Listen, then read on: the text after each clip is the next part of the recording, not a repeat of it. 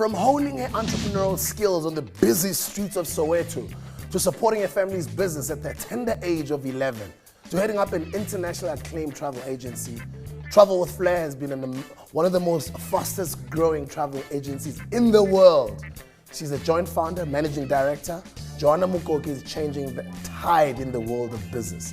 Ladies and gentlemen, welcome her to Kicking Doors. I'm going to take you many years ago to go Soweto. The type of upbringing you've had, because a lot of people see the success now and they see what you're doing, but they actually don't know where you come from. Yeah, so we grew up Go Soweto, Orlando West, and I have 3 other siblings, of course, family of 6.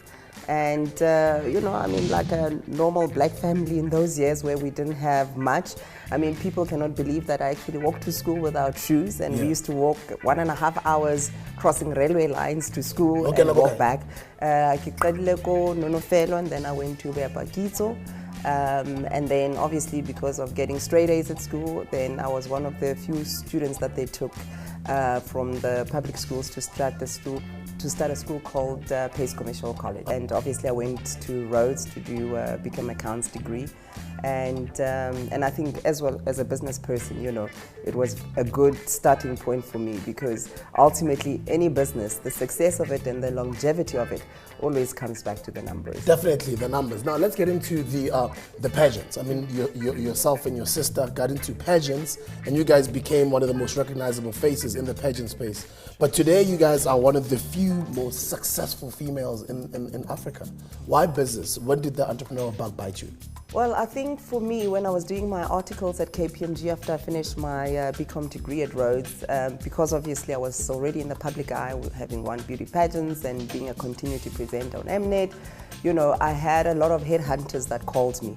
You know, you find a person who can do all of that and still be an A student. Yeah. I think, you know, I had a lot of people knock on my doors, and I thought, you know, every second week the package would double with headhunters wanting me to be able to work for the companies they were hunting for. And I thought, if I have so much value, I better go out and do it for myself.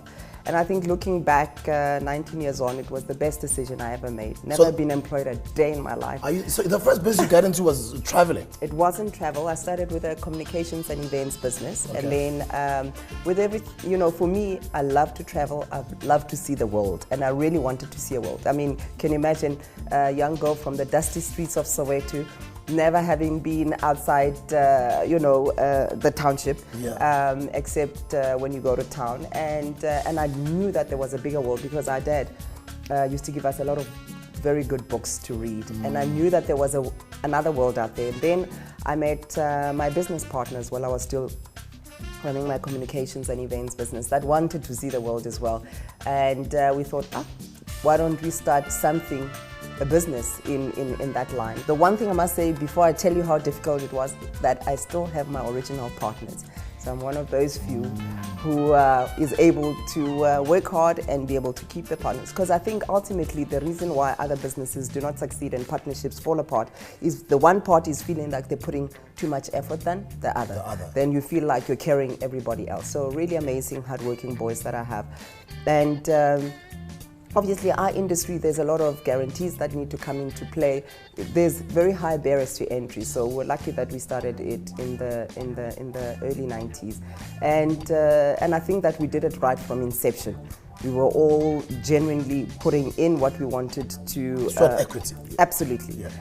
It's easy as well to be able to negotiate shares if you're starting from a zero base. Yes. You know, before the money comes onto the table, you decide how you're going to cut the pie. And I think that I love the respect that we have in the industry, and I love the respect that we have between each other. Obviously, Basi did buy some of my shares then in about 2001. When she obviously realized that her sister is is a game changer, as she calls me. So let me get this correctly. So when you started the business, it was only Basi was not involved. She wasn't there. So she bought shares in at a later stage. At a later stage, correct. And she's always said that you know, my business, of all the other businesses that she's had, is the one that has shown her very good returns. So she's very proud of me, and we're very proud of what we've achieved. I mean, we started our office with only 3 people.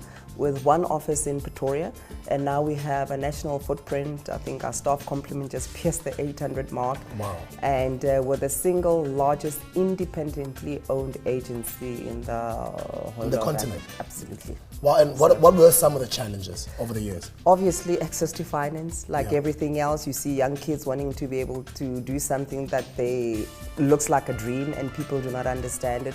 And it was difficult for people to be able to believe in our offering. And we found a niche. I think our company is known for, our tech savviness. And we have amazing online tools as well that we roll out to all of our corporate clients. And more importantly, I think it's our service excellence. You know, you're only as good as the last booking you have done, and you obviously understand that we operate predominantly in the corporate space. What advice would you give to younger entrepreneurs out there as far as concentrating on a certain passion or skill set that they have? I think the one thing that people need to be able to realize, at least myself personally, I'm allergic to mediocrity. I always say you have to, every single day, strive to be the better version of yourself. Being in business, as you know, is not easy. So the one thing that will set you apart is your passion and your constant action in persevering and going back and reworking the model until you find the success. And I find that a lot of young people who go into business want to find something that they think will make them the money. And you know that in business, it's not about the money. You need to be able to love what you do and do it better than anybody else and have those high service standards. And then the profitability will take care of itself. That should never be the focus, that you want to be able to make the money, because it's going to be difficult to get to the suitcase.